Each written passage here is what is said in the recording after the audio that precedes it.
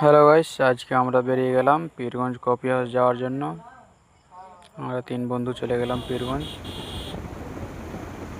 পীরগঞ্জ যেতে যেতে অনেকগুলো রাস্তা বেরোতে হবে, তো দেখে নাও ভিউটা রাস্তার। এখানে চলে এসেছি আমাদের পুকুরিয়া ব্রিজের কাছে। পুকুরিয়া ব্রিজের ভিউটা দেখতে পাচ্ছ কতটা সুন্দর। বিকেলবেলা ভিউর কোনো কথাই বলা যাবে না। বিকেলবেলা ভিউটা অনেক সুন্দর হয়, কারণ রৌদ্র উঠে থাকে না, ভিউটা অনেক সুন্দর আছে। তাই আমরা এখানে দাঁড়িয়ে একটা ভিডিও করে নিলাম। আবার বাড়িয়ে গেলাম ওখান থেকে। এখানটা আমাদের পুকুরিয়া থানা, এখানটা আমাদের বলক।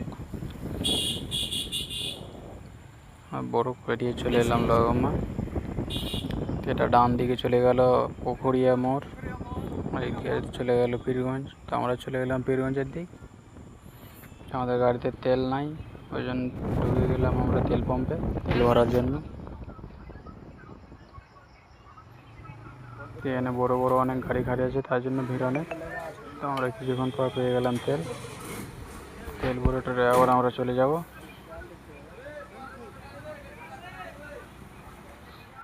আমরা তেল ভরে বেরিয়ে গেলাম।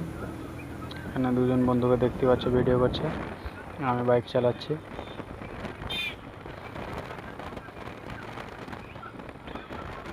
কফি হাউস যেতে পেয়ে বন্ধুগুলো অনেক খুশি আছে। ওদের মুখ দেখে বুঝতে পারছো কতটা খুশি আছে কফি হাউস যেতে পেয়ে। অনেকটাই খুশি আছে। আমরা প্রায় হাটের সামনে চলে এসেছি, যেটাকে অজিনতলা হাট বলে।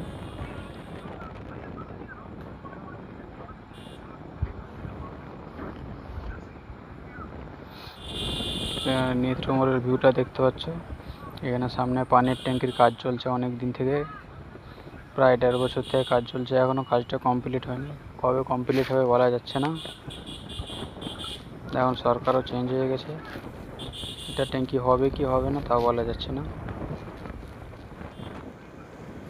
আমরা দেখতে দেখতে চলে এলাম সুনথালগঞ্জ, তারপরে চলে এলাম আমরা কফি হাউস। আমরা ভিতরে ঢুকে গেছি।